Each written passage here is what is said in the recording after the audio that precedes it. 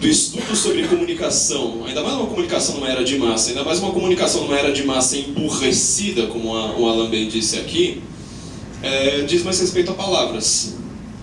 Se você falar machista, racista, homofóbico, você resumiu o diálogo de toda esquerda. Tá?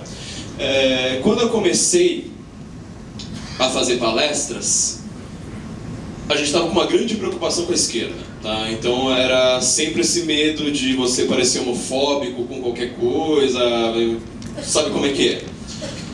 Hoje a gente perdeu um pouco desse medo no Brasil. Tá? Aquilo que se chama janela de Overton, ou seja, as opiniões que são consideradas permitidas pela sociedade. Ela mudou radicalmente nos últimos 4 anos. Tá? Desde a gente pensa, 4 anos estávamos elegendo a Dilma. Né? Hoje, você vê que você pode falar na rua que você é eleitor do Bolsonaro, no final das contas você vai ter mais gente concordando com você do que discordando, isso no país inteiro, tá? Não é simplesmente assim, um fenômeno de Londrina, um fenômeno das cidades mais conservadoras do país. Isso mudou.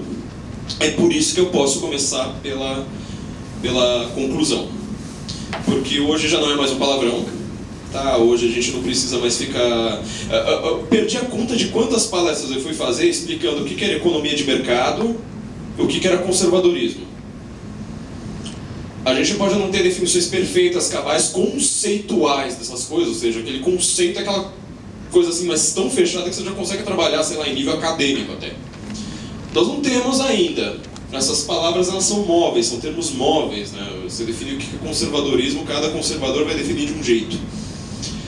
Por outro lado, num nível mais instintivo, sabe, uma coisa que você lida com a palavra mais primariamente, todo mundo já está entendendo. Então, assim, eu já estava até falando, já, sabe, nos últimos 2 anos, quando me chamaram, falaram assim, vamos fazer uma palestra explicando o que é conservadorismo. Eu falei, não, muda o tema, né? Eu quero, já sabemos, a partir daqui, o que a gente vai fazer.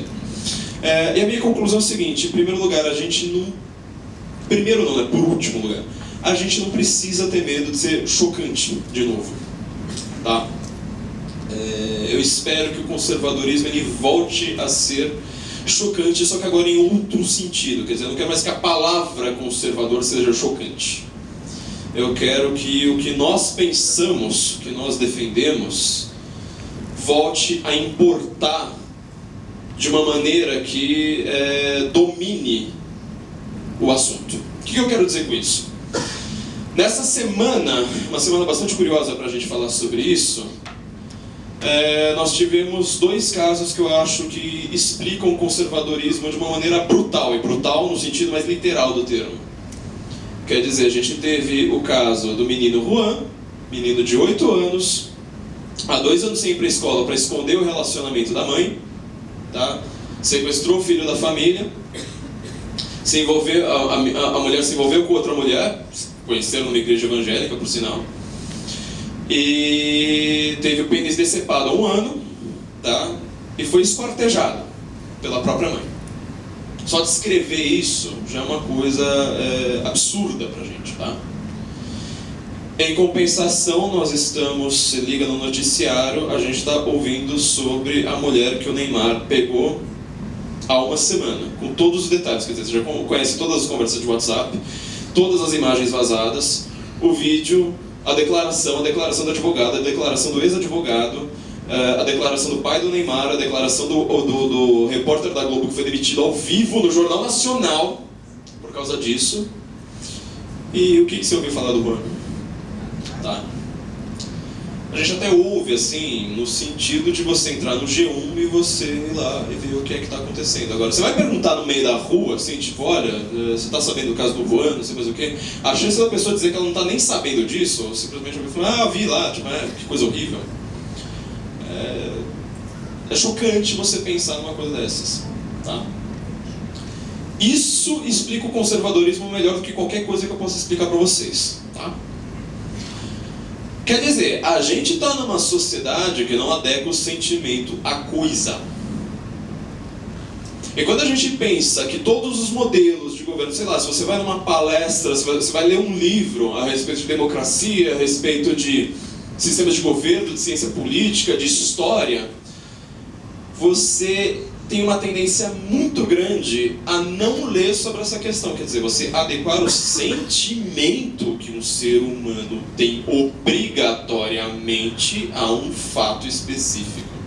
Quer dizer, um fato desse, ele deveria ser tão chocante que você deveria parar o país. Tá?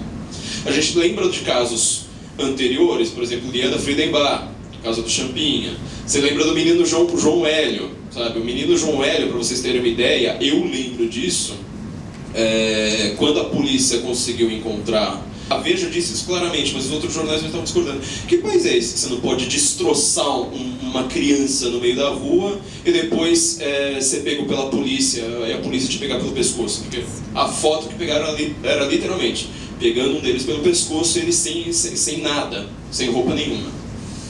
Quer dizer, nem a esquerda conseguiu defender um caso como aquele. Tá? Isso é uma coisa para ser chocante mesmo. O que eu acho que aconteceu, é por isso que eu falo desse choque que nós precisamos voltar a ter, é que a direita começou a virar mainstream. Quer dizer, você começa a colocar aquilo que a gente chama de direita permitida até na grande mídia, né? Você coloca lá os isentinhos, aquele cara que fala assim o dia inteiro: eu sou conservador porque eu sou conservador, porque eu sou conservador. Aí começa a citar o Russell Kirk, cita Edmund Burke, cita 3 autores lá, que a vida do cara fica citando os mesmos autores. E ele vai lá e fala assim: bom, eu não concordo com nada disso que a direita está falando, porque pelo amor de Deus, não, a direita não pode, porque virou seita, porque agora virou adoração, porque agora vocês gostam de político, onde já se viu uma coisa dessas, não sei mais o que. Isso é que virou a direita mainstream, tá? Isso é uma direita que eu vou chamar de... Podemos chamar de direita grande mídia e direita rádio FM. A gente precisa voltar um pouco a ser rádio AM, tá? O Mundo Real, ele não é Jornal Nacional. O Jornal Nacional não fala do ramo. O Mundo Real é Cidade Alerta. Tá? O Mundo Real é você ver o da Atena. O Mundo Real é você ver notícia feia.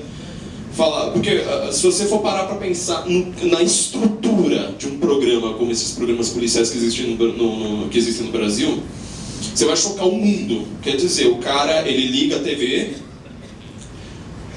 tem um cara no estúdio que ele simplesmente está acompanhando a polícia. Ele acompanha o helicóptero da polícia. Fala: Águia, cadê? O helicóptero Águia, quero ver.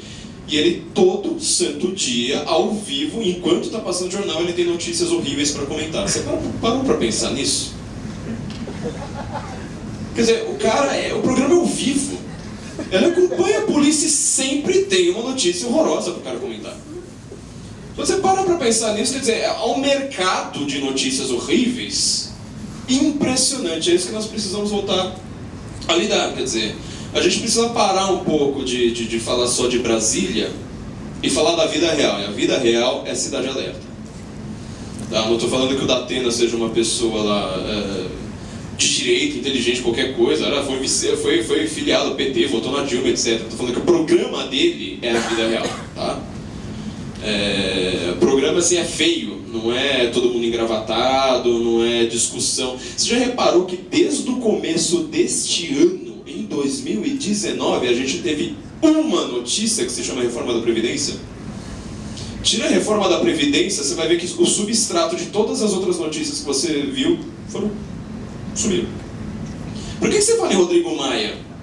Rodrigo Maia tem alguma outra importância desde o Big Bang, além de empacar a Reforma da Previdência? Você entendeu? Então, a gente está... A direita pode ter chegado à presidência da República. Nós pegamos a janela de Overton, né, as ideias que são permitidas, jogamos completamente para a direita. Falamos assim: não, agora você pode falar abertamente que você é contra o aborto, agora você pode falar que você é cristão, que você é pró-armas, não sei mais o que. A mídia inteira vai reclamar, mas você pode continuar falando. Você clica lá num tweet, num post do Facebook de qualquer um dos grandes jornais e vê os comentários. Tenta achar um a favor quando a notícia é polêmica. Tenta achar um a favor da esquerda. Não dá mais, não dá. Tá? Até a esquerda está completamente na defensiva. Agora, nós precisamos voltar a ser uma rádio AM. É esse meu comentário, como eu disse, meu comentário final, ou seja, minha conclusão. Estou dando minha conclusão antes de fazer a minha argumentação. O que eu quero dizer é o seguinte: o conservadorismo hoje, em primeiro lugar, ele deixa de ser um palavrão para a população. A gente sabe que na mídia, na academia, entre professores, entre acadêmicos, entre jornalistas, entre comunistas, enfim, o conservadorismo continua sendo um palavrão. Só que uma coisa que a linguagem nos mostra é que o discurso que eles querem passar pra gente já não cola mais. Eu vou dar um exemplo para vocês. A própria palavra conservador foi colocada em cima de Bolsonaro durante toda a eleição. Conservador, extrema-direita e populista. Apesar de eu não gostar do termo populista, ainda mais que é um termo extremamente móvel, significa uma coisa para cada pessoa que o use. Você repare que a mídia hoje parou de usar esses termos. Ela não usa mais extrema-direita, não usa mais ultraconservador. Aliás, viu o Brasil 247 esses dias chamando o MBL de ultraconservador. Só que você vê, né? É a diferença entre aquela esquerda pino frouxo já que, sabe, já tá comendo cocô no palitinho público, não liga pra isso. Aliás, foi o Catraca Livre, né? Desculpa, Brasil 247, o Catraca Livre que tava lá sugerindo pratos com cocô para os seus amados leitores. Mas a diferença entre a esquerda, que ainda vai tentar falar mesmo em Trotsky achando bonito, tá? E a esquerda que a gente conhece, que é a esquerda Rede Globo. A esquerda pino frouxa, ela até hoje acha que a Rede Globo é de direita, pelo que o Roberto Marinho falou na década de 60. Tá? O discurso deles é idêntico ao da novela Malhação, mas eles juram que não, a Globo golpista, de direita, não sei o quê. Essa forma de você aprender a realidade já nos mostra alguns detalhes sobre a língua. Quer dizer, você tem defasagens temporais. Quer dizer, você falar que a Globo é de direita porque na década de 60 ela fez tal coisa, não é uma coisa válida pelo tempo todo. Seria muito normal, muito, sei lá, adequado, saudável para o pessoal de esquerda falar: gente, eu assisti Rede Globo hoje, eu fui fazer um experimento social, assisti Rede Globo hoje de manhã até de tarde. A gente pode falar: pronto, agora a Globo é nossa, vamos lá aproveitar a Rede Globo, etc. A Globo é nossa. Eles não dizem. Eles mantêm essa defasagem temporal, porque você se associar à Rede Globo pega mal. Tá? Então, de novo, esqueça aquele nível da argumentação, pense só numa palavra. Pense na palavra nazismo. Se você ouve nazismo para um lado, você já quer ir para o outro. Foi isso que eles tentaram fazer por tanto tempo em cima da gente e não conseguiram. Tá? Estão tentando fazer até agora, só que você vê, de novo, não pega. Não adianta mais você falar que o cara é populista, que é extrema-direita, que é conservador, que é nazista. Não pega, nenhum desses termos mais pega. Tá? A partir dessa defasagem temporal, eu quero traçar algumas dicotomias aqui, com as quais nós podemos trabalhar para entender de fato o que está acontecendo e para conseguirmos explicar um pouco melhor o que está acontecendo com o nosso país e com o mundo, né? Nós fazemos parte dessa chamada onda da nova direita, onda neoconservadora, onda reacionária, não sei mais o que tomou o mundo. Eu sempre digo, o Brasil ele era periférico, tá? Ele estava alheio ao que acontecia no restante do planeta, até por questões de geografia. Nós não estamos perto de nenhum país importante, tá? Importante em termos geopolíticos, em termos globais. Não estamos perto da Europa, não estamos perto dos Estados Unidos, nem da China, nem da Rússia, nem de nada. Então, quer dizer, o mundo sempre nos viu como um país esquisito, para você ir para o Rio de Janeiro no carnaval, tropical e que tinha frutas estranhas, só isso. Hoje, com essa chamada onda conservadora, eu ouso dizer que o terceiro líder mais visto pelo mundo, sabe, aquele com o qual as pessoas mais se importam, é o Bolsonaro depois de Trump e Netanyahu.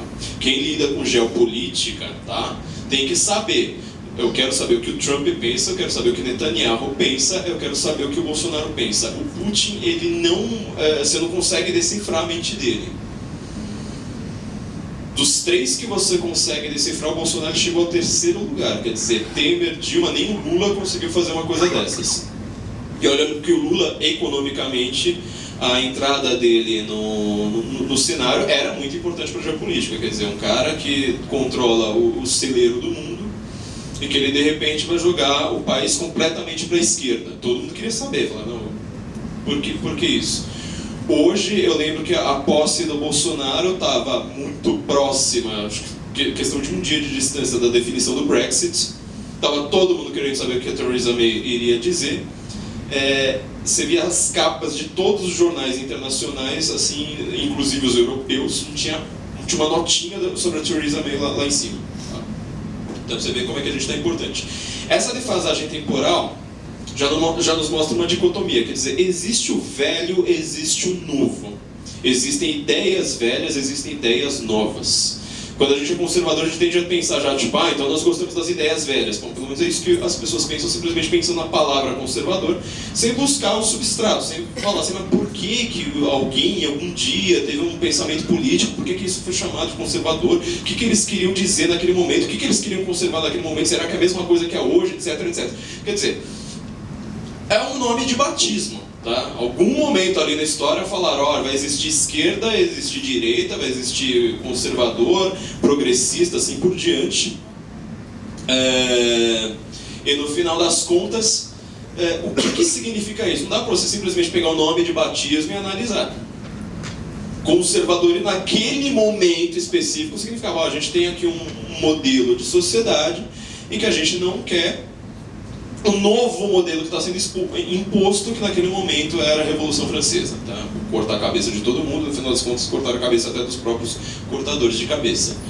Isso já sozinho talvez explique por que algumas pessoas defendem o conservadorismo, apesar de todos os defeitos das ideias velhas. Hoje em dia no Brasil você não pode dizer que o conservadorismo sejam as ideias velhas. Tá? Quando eu vou ver o que o meu professor de história trotskista, o que o professor de história trotskista do meu professor de história trotskista, e o que o professor de história trotskista do meu professor de história trotskista do meu professor de história trotskista pensava, isso é a ideia velha que a gente está querendo se livrar. Tá? Primeiro choque que está acontecendo, essas últimas semanas também estão bastante, são bastante exemplares para isso, é que o conservadorismo está vindo das pessoas com menos idade na população. Isso é uma coisa que você tentar explicar para uma Miriam Leitão, você tentar explicar para um Reinaldo Azevedo, tá? Isso causa um bug neles, assim, bem pior do que o o Alan citou. Aliás, o Alan falou do Reinaldo Azevedo, eu estou escrevendo um texto, ainda não publiquei, estou pela metade, eu estou explicando linguisticamente como o Reinaldo Azevedo nos enganou por tanto tempo. Acreditem, tem método.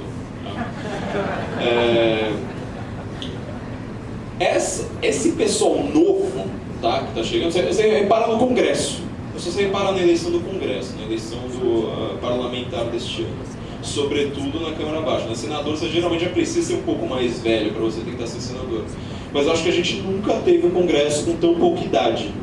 Um monte de gente que chega lá com seus 30 anos e virando deputado, gente com 20 anos, sabe, 21 anos, virando deputado. Eu acho que isso nunca aconteceu na nossa história. E é justamente o congresso mais conservador que nós tivemos. Se você for tentar explicar conservadorismo simplesmente, nós defendemos as ideias passadas, você vai ver que tem um erro aí. O conservadorismo brasileiro que está acontecendo neste momento, eu ouso dizer que ele nem tem muita coisa a ver com o conservadorismo brasileiro passado. Quer dizer, eu vi nas discussões intelectuais atuais, pouquíssima gente citando Gilberto Freire, citando Joaquim Nabuco, sabe, os nossos grandes conservadores do passado. Mesmo porque naquela época eles estavam lidando com alguns problemas específicos daqueles tempos. Joaquim Nabuco estava lá o tempo todo escrevendo sobre escravidão. É difícil a gente aproveitá-lo, tá, em seus principais pontos. Hoje a gente pode analisá-los obviamente como grandes intelectuais, mas assim, há uma certa defasagem histórica, com uma certa atualização que nós precisamos para lidar com as suas ideias. Boa parte das discussões intelectuais do Brasil vem do professor Olavo de Carvalho, mas ele é um grande divulgador da obra de conservadores estrangeiros, de conservadores americanos, de conservadores europeus, tá? O Brasil agora está em diálogo intelectual, inclusive a gente fala português, a gente escreve em português, pouca gente no mundo fala português, né?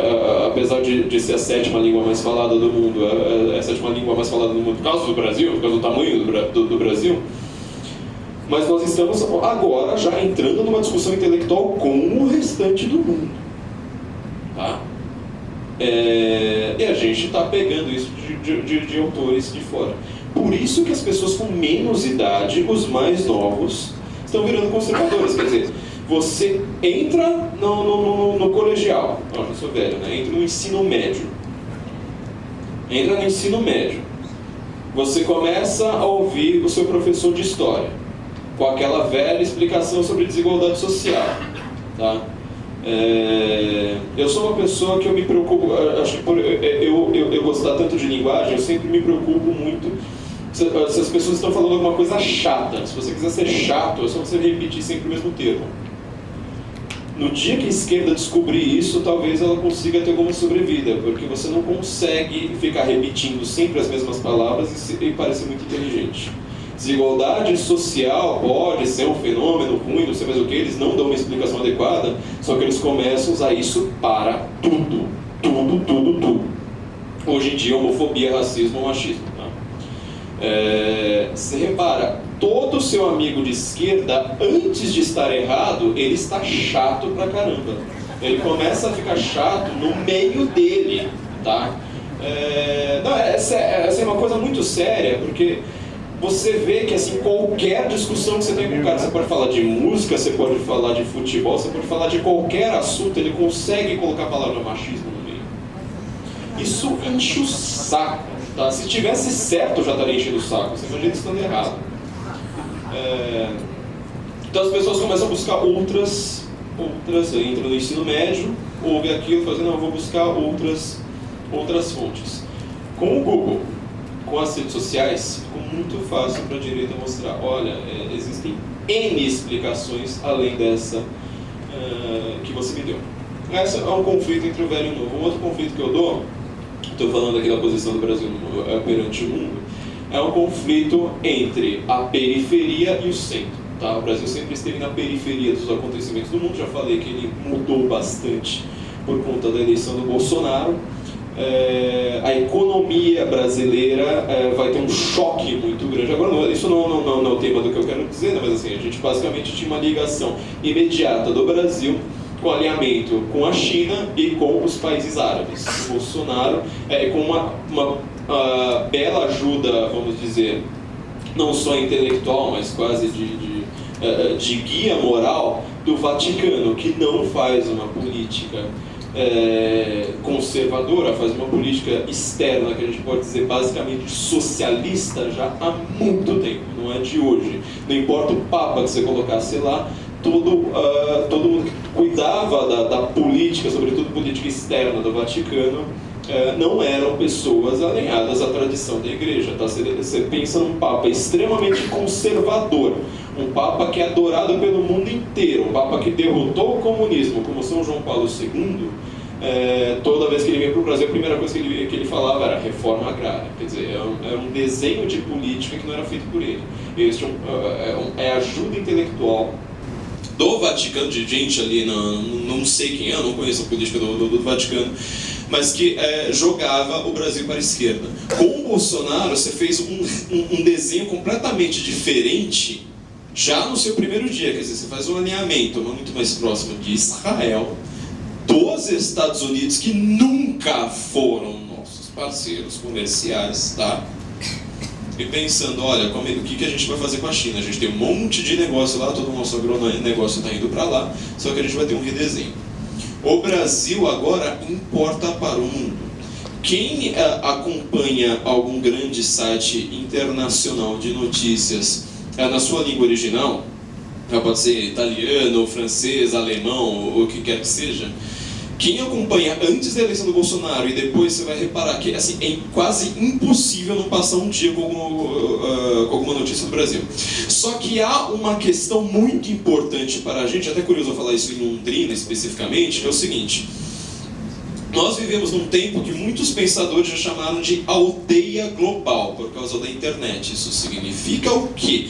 É bastante complicado de se explicar, vou fazer um resumo bem grosseiro, que por conta disso vai ter erros, mas é o seguinte, você tinha a sua tribo, o seu bairro, sua pequena comunidade, seus amigos ali, sua cidade, assim por diante, podia ser a periferia que fosse. Tá? Assim que você tem um site, assim que você tem agora uma nova forma de comunicação, às vezes por conta de algum acontecimento, você pensa na Islândia quando teve o vulcão e a crise de 2008, praticamente muito próximos um do outro. Quer dizer, se não tinha notícia sobre a Islândia no noticiário internacional, fazia mais ou menos meio século, desde que, sei lá, eles ganharam o Nobel de Literatura. De repente você teve 2 notícias com 6 meses de diferença.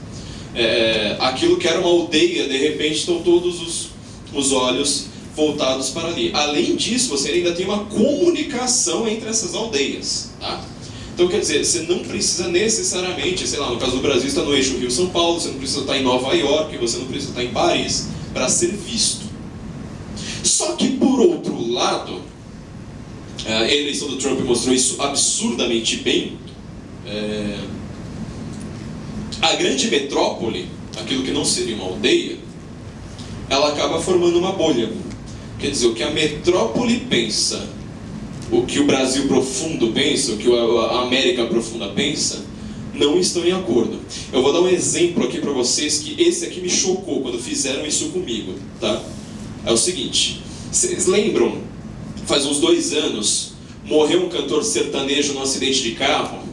Uma notícia que todo mundo lembra lá, que tava num carro rápido, tava no banco de trás, meio dormindo, o carro bateu, ele morreu. Qual o nome desse cantor sertanejo? Cristiano Araújo. Quantos aqui lembravam do nome dele? Quando saiu a notícia da morte do Cristiano Araújo no Jornal Nacional, o Jornal Nacional errou o nome dele. Tá? Isso significa o seguinte, você tem um Brasil, que é esse Brasil litorâneo, que vai lá de Porto Alegre, pega todo o litoral, pega os grandes centros, você pega o grande centro fora do litoral, sei lá, Belo Horizonte. Tá? Estes grandes centros são as metrópoles que pensam de uma forma. O Brasil profundo, meu amigo, é gigantesco, tem gente que não acaba mais, a gente não faz a menor ideia do que acontece ali. Tá? A eleição do Bolsonaro também mostrou isso muito bem, né? Ele ia para lugares em que ninguém mais ia, ninguém entendia aquele negócio. Não, eu tenho que ficar indo para São Paulo e Rio de Janeiro o tempo todo. O cara foi 3 vezes para Rondônia. Rondônia tem eleitores que talvez 3 bairros de São Paulo consigam passar daquilo. Ele foi 3 vezes para Rondônia. Você ia para Goiás, sabe? Você ia para os lugares assim que não estão no noticiário. Quer dizer, tem gente pra caramba no mundo que está ali essa discussão supostamente intelectual, supostamente inteligentona dos grandes centros metropolitanos. Quando eu ouço no rádio, quando eu ouço na TV, quando eu ouço os especialistas de Globo News, são todos aqueles caras que eles não são só jornalistas, eles tentam falar muito bonito, muito empolado, sabe? Não, divisão entre poderes, não, porque a importância do protagonismo do Congresso, esse tipo de coisa. O Brasil que ouve Cristiano Araújo está se lixando para isso. Aí você vai falar, bom, então a gente está defendendo os burros, né? A gente está defendendo aqueles caras que não têm estudo formal, aqueles caras que não vão para a faculdade, aqueles caras que não leem Montesquieu. Tá? Tem um pequeno problema aí. Tá? O Eric Fung, ele eu acabo sempre citando ele, né? O maior filósofo político de todos os tempos. Ele era alemão, praticamente um austríaco, né? Porque ele foi para estudar em Viena. Logo depois estava ali estudando logo depois da Primeira Guerra, notando a mudança que estava acontecendo na Europa, né? Acabou com as monarquias, de repente todos aqueles países precisam ser reinventados como democracias, assim por diante. Quando veio o nazismo, ele foge para os Estados Unidos.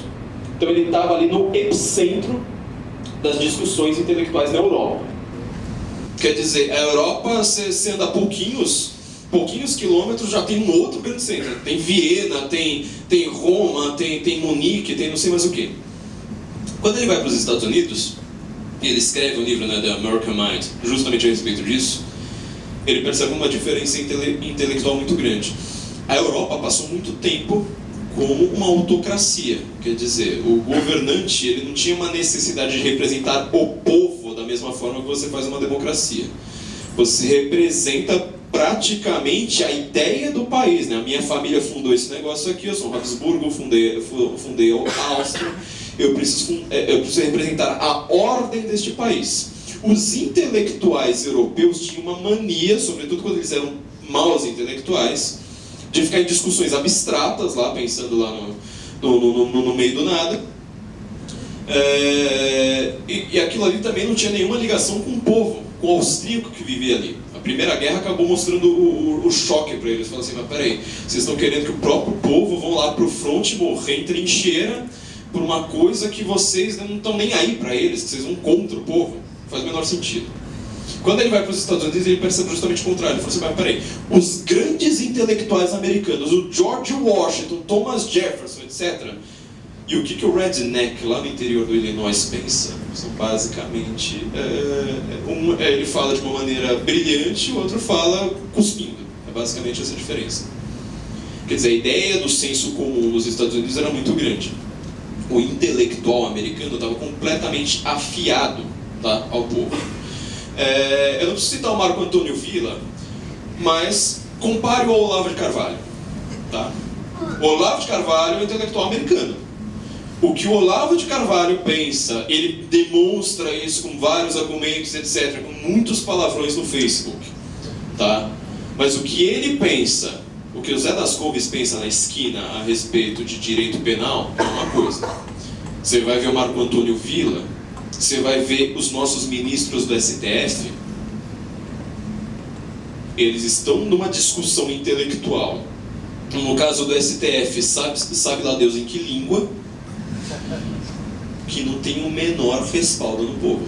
Eles que mais falam em democracia, democracia, democracia como uma nova religião, eles não têm representatividade alguma. Tá? Então, assim, nós precisamos entender, em primeiro lugar, o Brasil profundo. E nós precisamos saber que esse Brasil profundo, às vezes, vai estar determinando uma eleição. E que os nossos grandes intelectuais, eles não têm mais conexão com esse Brasil profundo. A gente nem conhece o grande cara que vende 3 discos de ouro com uma música XYZ que eu nem lembro mais qual que é. Tá? A gente não sabe. Nós não conhecemos. Pode ser chato falar com boia fria? Pode. Mas há uma outra dicotomia aí extremamente importante. Quer dizer, quando a gente vai pensar em conservadorismo no Brasil, em primeiro lugar, a gente vai precisar conhecer melhor o Brasil. Tá? Nós vamos ter que fazer aquele trabalho que o Gilberto Freire fez lá atrás. Entendeu? O que está acontecendo com o Brasil hoje? Nós não temos intelectuais fazendo isso. Você imagina os professores de história contando o que aconteceu nos últimos 6 meses nesse país. Você entendeu? Por enquanto estamos comemorando uma eleição, estamos comemorando um governo, falando, nós conseguimos escorraçar a esquerda. A gente está formando professor de história, entendeu? A gente está conseguindo mostrar de fato o que está acontecendo. É uma coisa meio chocante pra gente pensar, quer dizer, sempre tem aquela coisa, né, tipo, dá a impressão que agora vai ser uma época de ouro, nunca mais vão ter ninguém de esquerda. Não precisa ser de esquerda, pode ser alguém, sei lá, o Centrão agora resolveu ter pensadores, ele resolveu ter comentadores de rádio, Centrão, né, tipo, tem gente que foi do Temer, eu fico impressionado com uma coisa como essa. De repente, o nosso Brasil vai ser esse. Vai que daqui a 15, 20 anos, quando vão comentar o que aconteceu, sabe? As análises de tweets, né? Que hoje tem a grande hermenêutica de tweet. Vamos comentar a história através de tweets, você imagina a desgraça que vai ser. Quer dizer, nós pareceremos loucos mesmo. Nós éramos todos preconceituosos, malucos nazistas. Então, há algumas questões que não estão no nosso radar. Então, voltando àquela questão inicial, ou seja, para a gente lidar com essa guerra cultural, a gente precisa lidar com a linguagem. Em primeiro lugar, a gente não pode estar sempre reativo, tá? A esquerda determina os termos que são chocantes há muito tempo. Eu acho impressionante até hoje que em nenhum lugar do mundo, praticamente, nós estamos no país supostamente mais católico do mundo, né? O Olavo tem um grande texto no Imbecil Coletivo 2 mostrando que não é bem assim. Nós somos um grande país com uma grande população que diz que a religião dominante é a religião católica, mas você sabe, no Brasil tem um católico espírita, um católico... Eu não sou católico de ir à missa, esse tipo de coisa. Então assim, nós não somos o maior país católico do mundo de jeito nenhum, tá? Você pega 3 cidades da Polônia, vão ter mais catolicismo do que o Brasil inteiro. Mas nós somos esse grande país católico conservador e aborto não é um palavrão, né? Aqui em nenhum lugar do mundo. Quer dizer, como é que a homofobia consegue ser palavra? É aborto não. Você entendeu o trabalho que a gente precisa fazer? E lembra daquele negócio, adequar o sentimento à coisa. Por que nós não nos chocamos com o menino Juan? Tá? Teve um outro vídeo que foi divulgado essa semana pelo site Life News. Tá? Eu acabei vendo esse vídeo por acidente. O vídeo acho que tem 6 segundos. É a coisa mais chocante do mundo. Que que eu vou voltar àquele ponto de ser chocante também. Quer dizer, você tem 2 médicos ali que acabam de realizar 2 abortos. Eles pegam os dois corpos dos bebês e brincam de lutinha entre eles. Tá? Isso é uma coisa absurdamente chocante. Uma coisa assim que, sei lá, a população feminina vendo aquilo ali, sobretudo a população feminina, não dormiria, tá? É filme de terror, eu quero assim, é filme de terror real. Eu lembro que quando estava no auge do Estado Islâmico, eu estava acompanhando muito a imprensa inglesa naquele momento e o pessoal começou a reclamar: olha, a gente precisa parar com essa pornografia da violência, quer dizer, mostrar no YouTube decapitações, etc. Eu pensei muito naquilo e hoje eu falo, talvez a gente esteja errado, tá? Quer dizer, é uma coisa horrível, sempre vai mostrar lá, sei lá, aquele único frame do vídeo do Neymar em que dá a impressão que não é ele que tá apanhando no Jornal Nacional. Mas eu falo assim, mas por que você não mostra, sabe, um frame da lutinha ali de cadáveres, de bebês, tá? Pra falar de aborto. Quer dizer, você faz a Rede Globo inteira fazer um videozinho com peruca azul pra falar de aborto, mas você não tem coragem de mostrar o que é um aborto. Você sai um pouco da linguagem e mostra a realidade. Aborto, pensa no que é a palavra abortar, né? Tipo, tecla abort, sei lá, abortar uma vida. Quer dizer, um eufemismo assim para eu permito a morte, tá? Permito o assassinato. E isso não choca. Tá? E o que é chocante, que é justamente o lado visual da coisa, que você sai do nível das palavras e você vai para o lado visual, isso a gente não usa. Como eu disse, eu acho que a gente precisa voltar a ser uma rádio AM. Eu acho que nós precisamos voltar a ser chocantes. Falar assim, olha, o que eu defendo, se você quiser entender o que é conservadorismo, vou te mostrar primeiro o que eu não defendo. Eu não defendo isso aí. Eu vi uma reportagem também essa semana que foi, assim, chega a ser engraçado. A gente precisa dar umas risadas quando a gente vê tanta tragédia toda junta. Que foi, o sistema prisional está tão cheio, está tão lotado, que eles estão pensando em criar um sistema de pontos, não lembro em qual estado, que é assim, tipo, o homicídio vale 40 pontos, etc, que é para tentar cuidar da superlotação carcerária. Eu vou dizer para vocês uma coisa, sabe o que eu acho da superlotação carcerária? Sabe quanto ela importa para mim? Eu quero que vocês vejam os vídeos dessas pessoas assassinando as pessoas. Por que elas estão lá, tá? Filma o velório ali, tipo, pai de família, deixa filho de 2 anos ali, filma isso, tá? Coloca isso lá. Vamos virar um pouco Cidade Alerta, sabe? Aquela coisa de rádio AM, do cara falando tudo feio, sabe? Aqueles vídeos chocantes que tua avó via enquanto tava lavando roupa no tanque, sabe? Vamos lembrar um pouco disso. Para de falar de reforma da Previdência, sabe? Depois do dia 26 a gente já mostrou aqui o que a gente consegue. Vamos falar de vida real. Vamos falar de assassinato. Vamos falar de aborto. É isso que a gente defende. Aí você vem me falar em superlotação carcerária. Fala, mano, constrói outro. Pega aqueles presídios, aqueles estádios lá que a Dilma construiu, ela transforma em cadeia. Ela construiu estádio no Pantanal, tá? Não tem time lá. O estádio foi usado uma vez para a Copa, só na primeira fase, acabou, pronto, já tem presídio ali, prontinho. Entendeu? Quer falar de superlotação carcerária? Pronto, transforma aquilo ali. Tá? No meio do mato, melhor ainda. Quando nós explicarmos isso, sabe, quando nós mostrarmos a concretude do que a gente defende, você não precisa nem ficar falando, olha, o que é a civilização ocidental, que é um debate mais intelectual, um debate... Os caminhoneiros não estão preocupados com isso. Se você pensar no choque que é caminhoneiro defendendo a reforma da Previdência, tipo, ó, todo mundo precisa se aposentar recebendo menos, hein? Fernando Henrique falou que precisava, Lula falou que precisava, Dilma falou que precisava, Temer falou que precisava, fez um acordo lá com esse movimento de rua e tentou lá fazer uma reforma que nos jogaria no buraco em 5 anos de novo. Os caminhoneiros estão falando, não, a gente precisa mudar. Precisamos mudar o sistema previdenciário, sim. Então, quer dizer, nós conseguimos muito, tá? Nós conseguimos adequar um pouco mais o sentimento das pessoas aos fatos. Só que ainda tem alguns trabalhos que nós precisamos fazer. Esse trabalho ele é um pouco, vamos dizer, esteticamente negativo. Tá?